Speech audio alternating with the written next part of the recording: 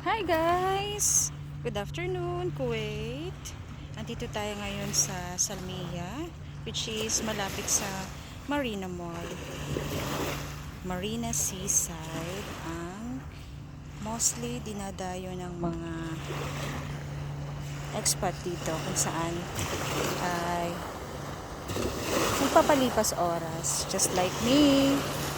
See? Oh. Oh my god, it's really nice. See? Tanghaling tapat.